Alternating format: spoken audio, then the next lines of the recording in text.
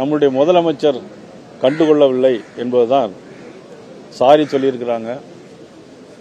ஒருவேளை அவருடைய டிபார்ட்மெண்ட் சரியா செய்ய முடியல, அதனால சாரி சொல்லியிருந்தா கூட பரவாயில்ல. இவ்வளவும் செஞ்சது கூட பெரிய விஷயம் கிடையாது. ஆனா இதுக்கு மேலே ஒரு தப்பு பண்ணியிருக்காங்க.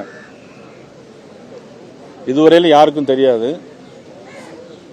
இதுவரையில் பெரிய பெரிய மன்னிக்க முடியாத தவறு என்னன்னா, இந்த சிறப்பு காவல் படையை காப்பாற்றுறதுக்காகவும் தலைமைச் செயலகத்திலிருந்து யார் சொன்னாங்கிற அதை மறைச்சும், தலைமைச் செயலகத்திலிருந்து யார் சொன்னாங்கிறத இன்னும் வெளியிடல, யாருங்கிறத சொல்லல.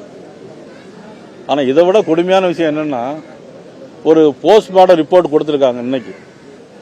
அந்த போஸ்ட்மார்டம் ரிப்போர்ட் எடுத்து தெரியுமா சொல்லியிருக்காங்க, ஏற்கனவே இவருக்கு இதயம் பாதிக்கப்பட்டதுன்னு சொல்லியிருக்காங்க. எவ்வளவு பெரிய கொடூரமான செயல் இது!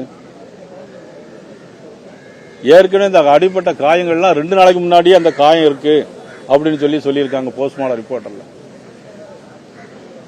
இதை முதலமைச்சர் தெளிவுபடுத்த வேண்டும். பொதுமக்கள் இதை புரிந்து கொள்ள வேண்டும். காவல் நிலையத்திலிருந்து வெளியே தூக்கிட்டு போய் அடிச்சிருக்காங்க, கடத்தி கொண்டு போய் அடிச்சிருக்காங்க. அதை கூட இருந்து வீடியோ எடுத்த சதீஸ்வரனுக்கு இப்ப கொலை மிரட்டல் வந்திருக்கு. அவருடைய உயிருக்கு பாதுகாப்பு இல்லை. சதீஸ்வரனுக்கு உயிருக்கு பாதுகாப்பு இல்லை. ஒவ்வொரு தனி மனிதனுக்கும் பாதுகாப்பு இல்லாத ஒரு சூழ்நிலை தமிழகத்தில் வந்து கொண்டிருக்கு. எங்கு பார்த்தாலும் பாலியல் வன்கொடுமைகள்.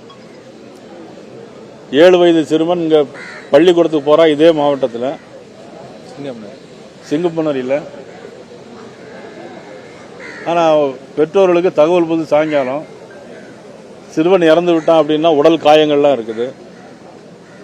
எப்படி இவ்வளவு பெரிய கொடூரங்கள்லாம் நடைபெறுதுங்கிறது உண்மையிலேயே பொதுமக்கள் தான் இதுக்கெல்லாம் ஒரு தீர்ப்பு எழுத வேண்டும். 4 வருஷம் ஆட்சிக்கு வந்து 24 காவல் நிலைய மரணங்கள், படுகொலைகள், நித்த நடக்கிற படுகொலைகள். இதை பொதுமக்கள் பார்த்து கொண்டு தக்க தீர்ப்பை அவர்கள் தர வேண்டும். இவர்களுக்கு நீதி கிடைக்க வேண்டும். இப்போ கூட தாயார் சொன்னாங்க, எங்களுக்கு இந்த உதவியெல்லாம் பெரிதல்ல, நீதி வேண்டும் கேட்கிறாங்க. ஆக இந்த கொலையை செய்தவர்கள் நிச்சயமாக தண்டிக்கப்பட வேண்டும். தலைமைச் செயலகத்தில் யார் சொன்னாங்கிறது அவரும், அவருடைய பெயர் வெளியிடப்பட வேண்டும், அவரும் தண்டிக்கப்பட வேண்டும்.